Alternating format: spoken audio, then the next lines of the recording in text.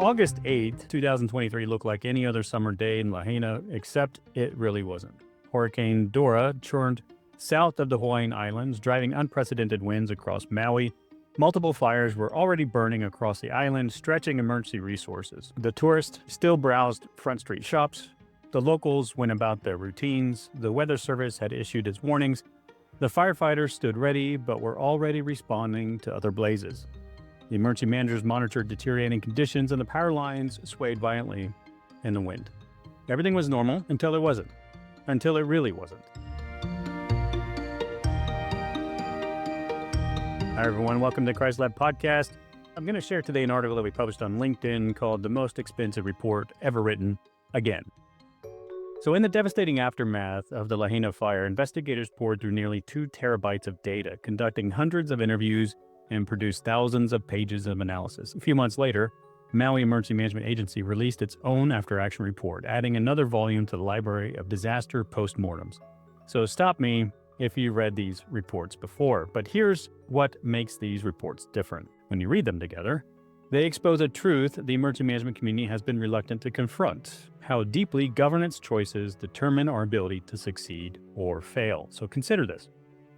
Hawaii had to abolish its state fire marshal position in 1979, replacing it with a state fire council. Now, that wasn't just an organizational decision. It was a governance choice that would shape coordination capabilities and professional standards across the state for decades. When multiple fires erupted across Maui on August 8th, the emergency management team found themselves understaffed, operating with, quote, limited pre-event incident action planning, unquote. And this wasn't a failure of individual emergency managers. It was the predictable outcomes of governance choices that treated emergency management positions as optional rather than essential. So are you seeing this yet?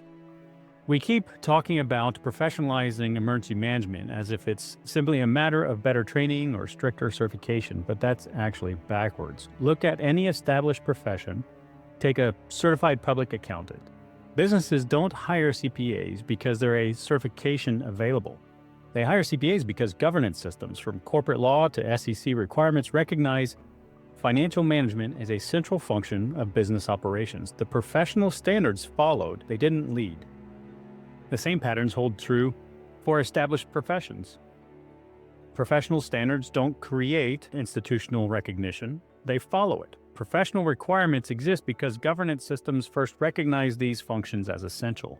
Yet here we are, debating emergency management certifications while governance systems still treat emergency management as a peripheral duty rather than central to government operations. The Lahaina and MEMA reports document the cost of this fundamental disconnect. Now, the parallel becomes even starker when we consider the consequences of failure. When businesses fail at financial management, they risk bankruptcy. When a government fails at emergency management, people die. Communities are destroyed, billions in properties lost, and trust in government erodes. Lahaina Fire's toll was 102 lives lost, over 2,000 structures destroyed, and billions in damages. The MEMA agency report documents how governance choices that treated emergency management as a peripheral activity rather than a central activity contributed directly to these losses. And yet, while business failures trigger immediate governance reforms and stricter professional standards, catastrophic failures in emergency management somehow lead to more reports, but little fundamental change in how governments view the function itself. These reports document how governance decisions flow directly into emergency management capabilities. So when emergency management positions aren't required to have specific qualifications, that's a governance choice. When prevention programs go unfunded while response budgets swell, that is also a governance choice. And when emergency managers aren't included in key policy discussions, that is a governance choice. And when professional standards are treated as optional, that's also a governance choice. So each of these choices shapes what emergency managers can achieve long before any disaster strikes. So how many communities need to pay the price before we recognize emergency management as essential to governance as financial management is to business? How many more lives lost before we understand that treating emergency management as a peripheral activity rather than a central one to government operations isn't just an organizational choice, it's a moral failure? The next disaster is already being shaped by governance decisions being made today, and the next report is already being written.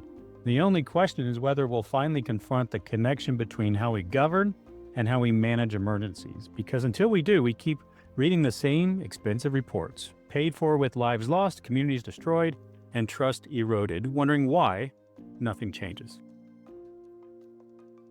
Thanks for listening to the Christ Lab Podcast. If you've got any comments or questions on this topic or anything else, please reach out to me on LinkedIn, and more than happy to hear from you and hear what you're thinking.